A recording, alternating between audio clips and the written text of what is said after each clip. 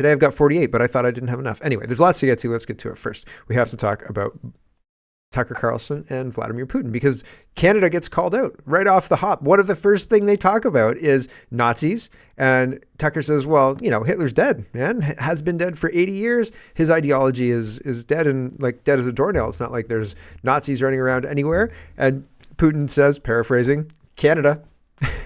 So there you go. And there's a lot to see. Here's a chief nerd noticing that Putin's noticed Canada, right? Yikes.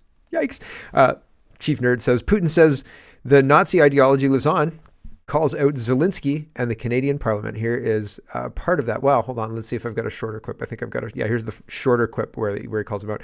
Melissa says, holy cow, Vladimir Putin just called out the entire Canadian Parliament on the Tucker Carlson interview for inviting and celebrating the SS Nazi veteran Jaroslav Hunka to Parliament. So this is, again, interesting. The whole situation could have been avoided had Justin Trudeau not done what he'd done. But he threw Anthony Rota under the bus for doing it, got him, to step down as speaker and so on and so forth. And now we find out that actually it's Justin Trudeau who did it, right? And Vladimir Putin has noticed. So we're making international news. Here's Vladimir Putin saying that whole Canada thing, man, pretty scary stuff. Here we go. The Canadian Parliament introduced a man who, as the Speaker of the Parliament said, fought against the Russians during the World War II. Well, who fought against the Russians during the World War II? Hitler and his accomplices. It turned out that this man served in the SS troops. He personally killed Russians, Poles, and Jews. The SS troops consisted of Ukrainian nationalists who did this dirty work. The president of Ukraine stood up with the entire Parliament of Canada and applauded this man. How can this be imagined? The president of Ukraine himself, by the way, is a Jew. So Chief Nerd's got 3 minutes. The whole interview, honestly, really, really worthwhile to listen to. But there's a lot more context around what they're talking about with regards to the Canadian public and the Canadian government giving a standing ovation to Hunka, talking about, getting rid of Nazism, agreements in Yugoslavia to deal with all of the stuff that's happening, and to make sure that everybody gets what they want, essentially, and things that were ignored, et cetera, et cetera, et cetera. And stamping out Nazism was negotiated through bilateral means, trade negotiation means, all sorts of interesting stuff. So interesting. The Vigilant Fox says Vladimir Putin reveals that he once asked Bill Clinton if Russia could join NATO. First, Clinton answered, I think so, but after speaking with his others, he said it's not possible. Carlson asked Putin if he was sincere about joining NATO.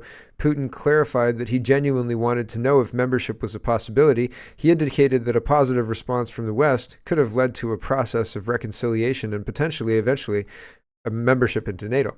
So, genuine request, right? Here's Vigilant Fox again. Putin confirms the United States is not run by its elected officials. Tucker, so twice you've described the U.S. presidents making decisions and then being undercut by their agency heads. Well, I'll let them say it. Here's 19 seconds of just this interview. Here we go. So twice you've described U.S. presidents making decisions and then being undercut by their agency heads. So it sounds like you're describing a system that's not run by the people who were elected, in your telling. That's right. That's right. So twice And again, he goes into much more detail. you've described U.S. presidents. And he talks about relationships with previous presidents and how mentally competent they are and so on and so forth, and how, well, it's clear that Biden's not running things. That's interesting too. Kyle Becker says Putin claims Biden is dragging out Ukraine war to extort additional money from U.S. taxpayers. It goes against common sense to get involved. This is 3 minutes. We don't have 3 minutes to listen to it, but honestly, go watch it because it's very interesting. But it says it goes against common sense to get involved in some kind of global war, and a global war will bring all humanity to the brink of destruction. It's obvious they've been scaring everyone with us as the boogeymen all along. So what, in order to extort additional money from U.S. taxpayers and European taxpayers in the confrontation with Russia in the Ukraine theater of war? The goal is to weaken Russia as much as possible. So that's, I mean, yeah, that's been speculation as well. Truth Justice says Boris Johnson is guilty, while Clandestine says initial thoughts after the interview. Putin knows a lot of history. Putin is operating on an intellectual plane far above all U.S. politicians. He mentioned during the speech that he would have signed the agreement for peace when Boris Johnson was the prime minister, but there was no Boris Johnson convinced the Western NATO countries not to offer it anymore. So Truth Justice says this is the man that convinced President Zelensky and the Ukrainian officials not to sign the peace treaty with Vladimir Putin.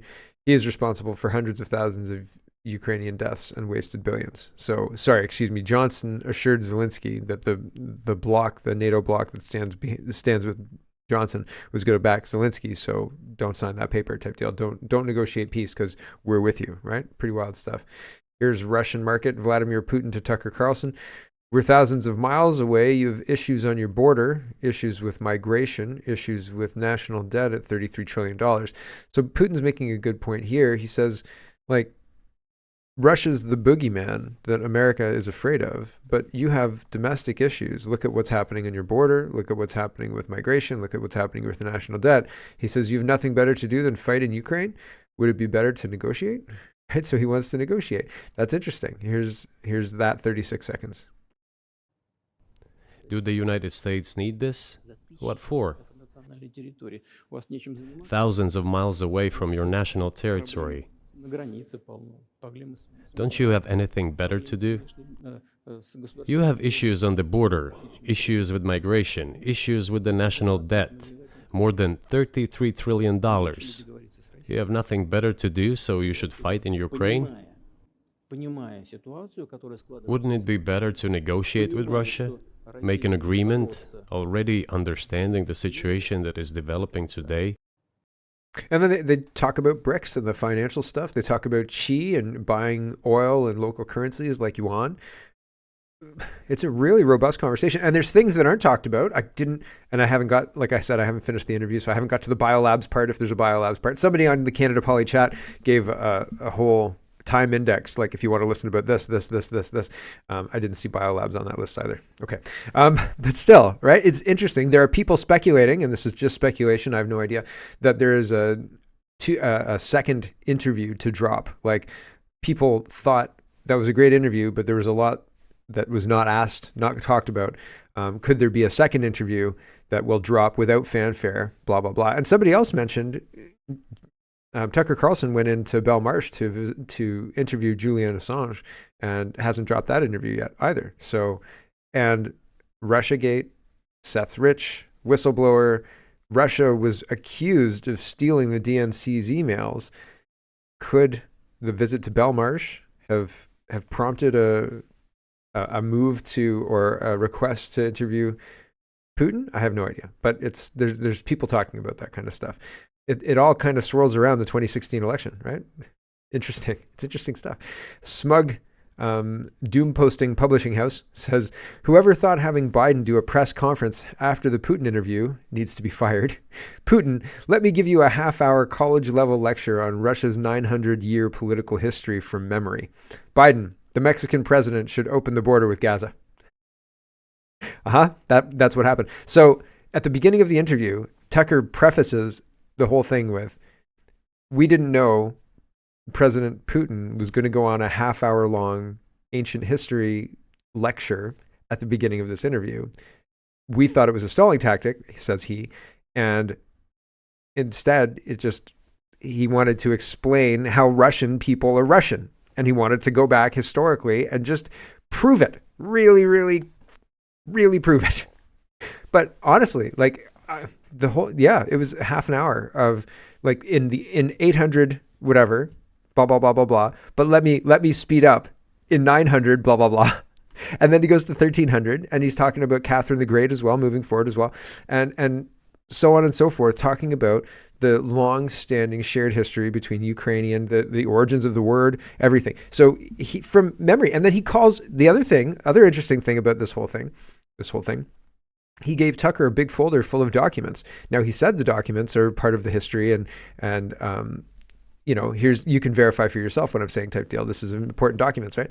And so he handed Tucker a whole big kind of trove of documents, and cool, right? Remember when Putin gave Trump a soccer ball, right? So that was interesting too. All of that happened, and he seemed very mentally sharp. And like there was a point where Tucker asked him a question, like, when's the last time you spoke to President Biden? And Putin goes, I don't know. And Tucker goes, you don't know? Like, what do you mean you don't know? He's like, well, we have back channels. Like there's communication happening between the two countries. But like the last time I spoke to Biden, I don't know. And I thought that was funny, right? He seemed really affable. He seemed really aware of himself. He wasn't scripted. He didn't seem scripted. He seemed to talk about what he wanted to talk about. And it seemed like a good back and forth that was good. He said a couple of times he wasn't interested in expansion. He talked about Lithuania and Poland, talking about, the warmongering, talking about how he wants to invade those places because he invaded Ukraine. I thought it was interesting, the back and forth, and him dismissing that, saying like, why? I don't want anything to do with these places. And then he was explaining, the U.S. not being in control, Biden not being in control, and going back to 2014 and the coup, so on and so forth, which again, maybe was why he was ready to sign a peace agreement in 2019. And it got scuttled by Boris Johnson. Why? Because a peace deal with Russia on the Trump's watch would have been untenable, right? Like that's a re-election. I mean, it's not enough peace in the Middle East, but peace with Russia too, untenable, right? So, and Putin wouldn't comment either on, who's next in the White House or anything like that. He said, it's not up to me, but he said, it's obvious that Biden's not with it, basically. And here's the video. Here's some, I've got the video. I thought it was the next one. Matt Walsh is commenting as well about contrasting Biden and Putin. And Matt Walsh says, tonight, as Putin gave intelligent, scholarly answers that delved into 1,000 years of Russian history, President Biden was babbling incoherently about how the president of Egypt is actually the president of Mexico. So, yeah.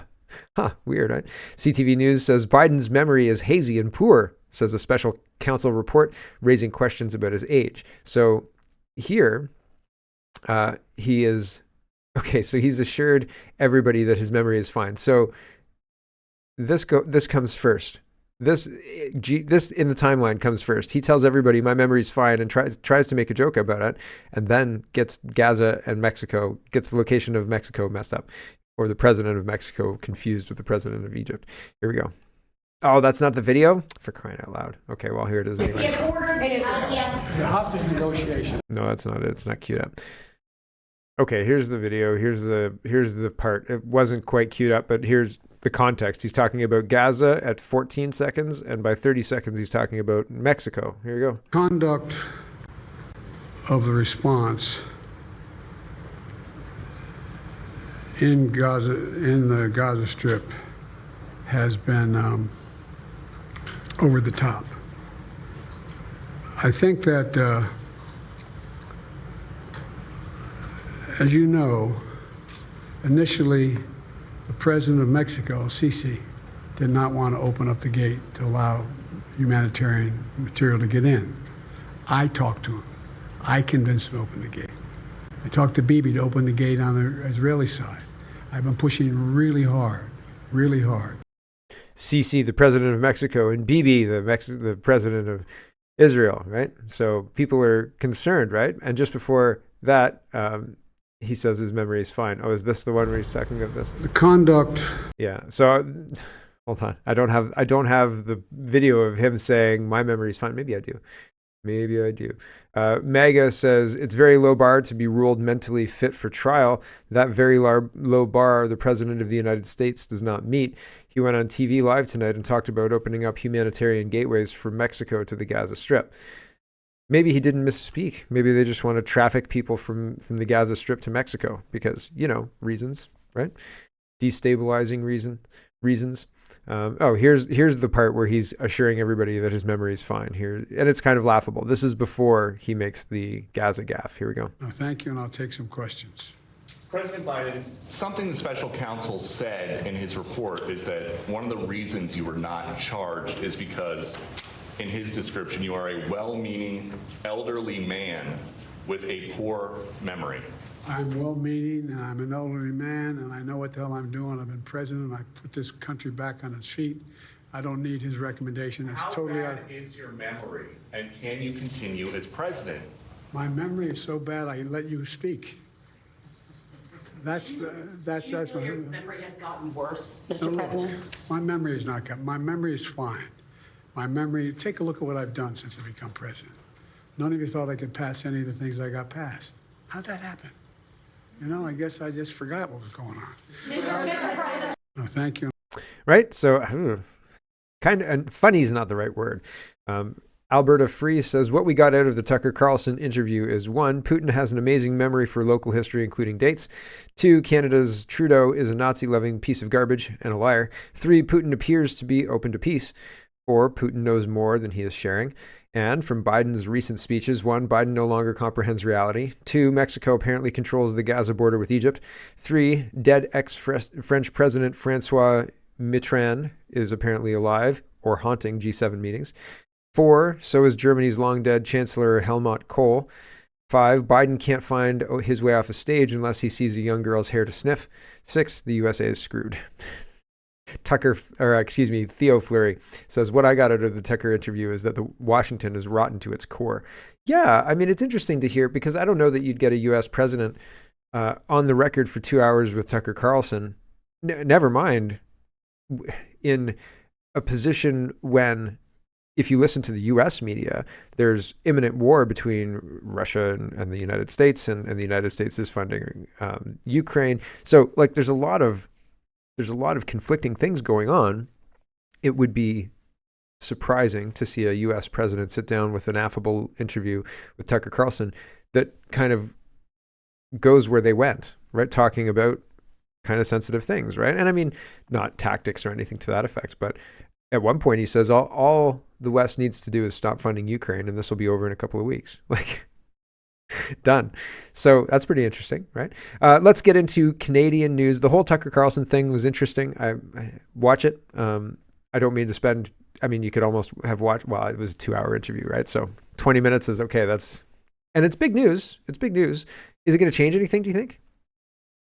Maybe Biden will get removed. It looks like they might be looking at a new ticket because they may have to remove Biden because it doesn't seem like he's all there anymore, does it? But I don't know that that's directly a result of Tucker Carlson's interview of Vladimir Putin. It certainly casts a different light on what's going on for people who would maybe dismiss anybody who's not of the stature of Tucker Carlson and with the influence and whatever that he's got. So that's interesting. And I certainly think it's worthwhile because it'll open some people's eyes to things. So all of that's interesting, worth, I think, spending our time on. Let's watch this. Remember yesterday when Justin Trudeau said, yeah, Canadians don't want to make Canada great again? And everybody said, what?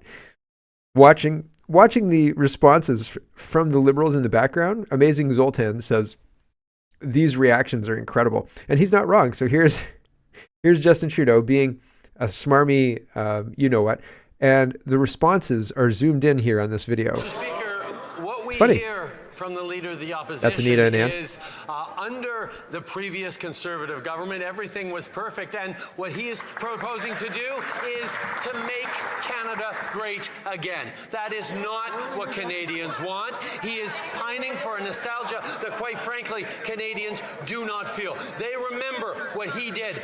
And realistically, the end of this clip. So Marcy Ian is being shown right now. The best reaction is this lady. I don't know what her name is off the top of my head, but the big grimace when he says, make Canada great again. And she grimaces because it seems, right? Oh, grimace.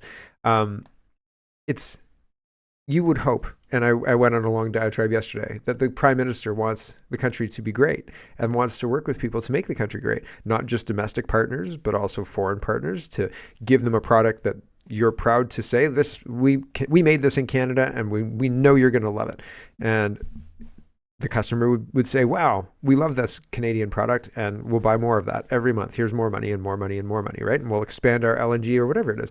But no, Trudeau says that people aren't even pining for that nostalgia. Well, actually, here's a First Nation chief talking, hey, Pierre Poilievre, tell us more about making Canada great again. And I'm telling you, like, I tell you about Canadian politics as it is, not how I wish it to be, okay? And what is happening is that Mr. Poilievre is putting together a a very reasonable run for prime minister, and the majority of the population are going to vote for him because they like what he's saying, and they're not paying attention to what he's not saying. They're not paying attention to what it could mean, like 15-minute cities, like all of the rest of it. They like what they're hearing. And that's illustrated in what's happening right here on this clip. So just be aware, okay? This is what's happening. This is what's shaping up. Here we go.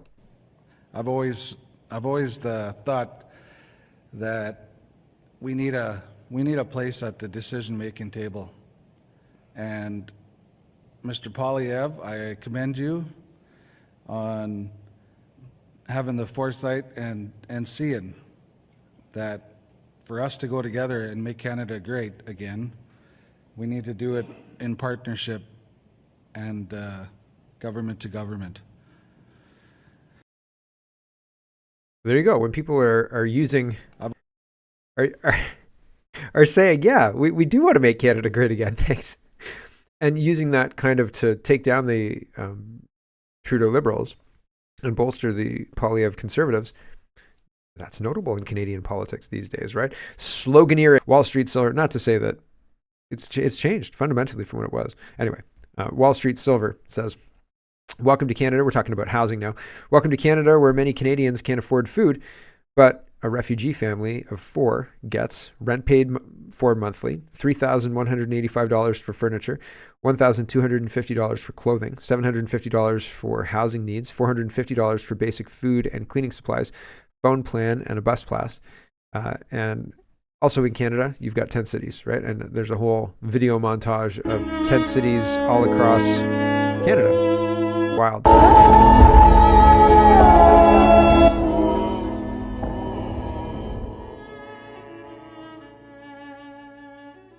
You know it's sad because of the sad string music, right? Here's Peter Bethan Flavy, and he is a MPP in Ontario. He's Minister of Finance for Ontario, and he met with Chrystia Freeland, who is the federal finance minister and deputy prime minister, and he says, productive meeting with Deputy Prime Minister Freeland. Yesterday, we spoke about how our governments can best serve the needs of the people of Ontario while building critical housing-enabled infrastructure. Housing-enabled infrastructure. We need housing. Okay, we're going to build housing-enabled infrastructure. Excuse me. Did you say housing? Ish? To support our growing communities. So are they talking tents? Mayor Cam Guthrie is feeling the pressure, it seems, and he says, today I updated Guelph at my State of the City address and announced that I will use strong mayor powers urgently on 3 things. 1, set the budget under 4%, not 10%. 2, set up strategic real estate partnerships on city-owned lands, especially surface parking lots, to transform them into more housing. Does the more housing look like the tent cities we just saw? Like, I don't know that this is what people envision when they think housing. Is this what they're selling? Because that's not what I want. Thank you very much. Right? So very scary. 3, immediately inform Council of Logistics to set up a temporary tiny home structured encampment site for those experiencing homelessness, as long as partnerships with health and housing providers are committed to support. So hitch up your trailers, boys. They're giving out free land, right? Like, it seems ridiculous. Like, get your land now before the poverty starts kicking in for everybody, because now is when you get the nice lot, right? When everybody's clamoring, you're not going to have a central located lot in the encampment site. Wall Street Silver, again, is reporting something that's going on in Canada. Although it's not, I don't think it's just Canada, although it's the most well-known. Fake Chinese income mortgages fuel Toronto real estate bubble. HSBC bank leaks says, I found a huge mortgage fraud showing borrowers with exaggerated income from one specific country, China. So this is a bureau investigation, and I've reported on this a couple of times, I think. But HSBC whistleblower claims billions in fraudulent loans made to Chinese citizens to purchase homes in Canada. These wire transfers from China were routed into bank accounts of multiple unrelated individuals in Canada that served as money mules in Byzantine networks involving Canada-based real estate developers, real estate agents, mortgage brokers, and banks. So It's lots of money, and it inflated our economy and our real estate hugely, massively. And so that's a bad thing. I think that's a net negative. It doesn't help Canada. Bill Tufts says up to 1 in 3 foreign students don't show for classes in Ontario, according to this Vancouver Sun article. They are here for citizenship, and then they bring their parents here for free healthcare. Almost 1 million here in Canada. So that's a strain on the system, don't you think? Right? Here's Stephen Smith, and this is U.S., I think, but the other day I showed you a small town who was proposing to fast track help and support for refugees and non-citizens who were in the United States over veterans. And somebody who had a vested interest in that and was sitting on the city council said, like, can you explain to me why this makes any sense? And the woman said, they don't speak English, the people that we're going to be supporting. So the people who are veterans, they at least speak English.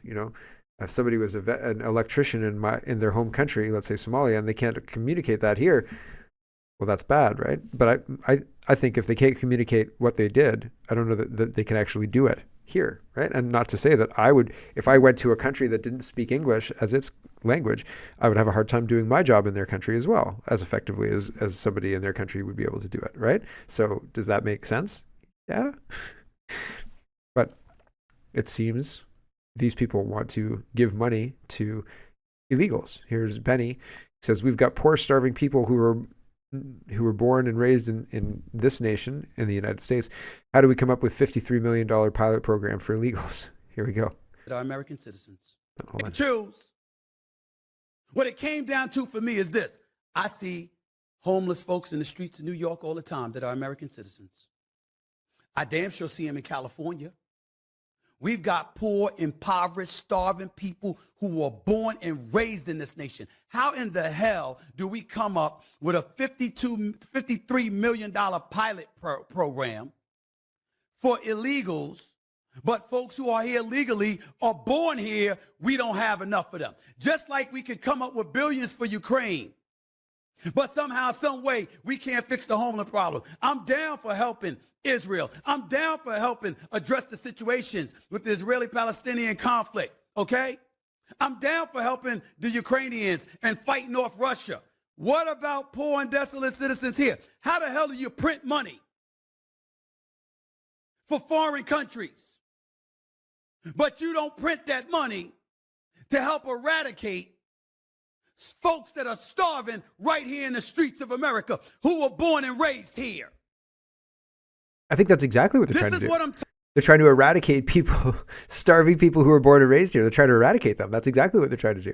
I think it's interesting as well when you've got a situation where people are saying, I'm down with going to war against Putin. I'm down for, helping Israel. I'm down for this. I'm down for that. And, why, if we're going to print the money, why aren't we printing the money too for people here? And I have a further question. If printing money has zero consequences, then why do I pay taxes at all? If the government can print money without any consequence, why do you need my money? Just print it. You've got a central bank. Leave me out of it, right? Print as much as you need. You want to raise taxes? Well, bring that to me, but you want to raise taxes? Don't tax me at all. Don't tax me at all. Because why? You can just print it, right? Do whatever you have to do, but add service taxes or whatever. But this whole falsehood of we're participating. It doesn't seem like we're participating. They're printing so much money that I don't think $33 trillion, that's not getting paid back. We're getting to the point, even provincially, Canada had a very good economic profile, when the provinces were in a lot of debt, billions of $300 billion of debt in Ontario. That's fine because federally, there was $20 billion of debt, and we're an oil-rich country. So nobody was worried about that, right? And now we're in a situation where we're more than $1 trillion in debt. I think we're on the way to 1.5 trillion, maybe more than that. And that's federally. And then you've got the provincial debt on top. And there's one taxpayer, right?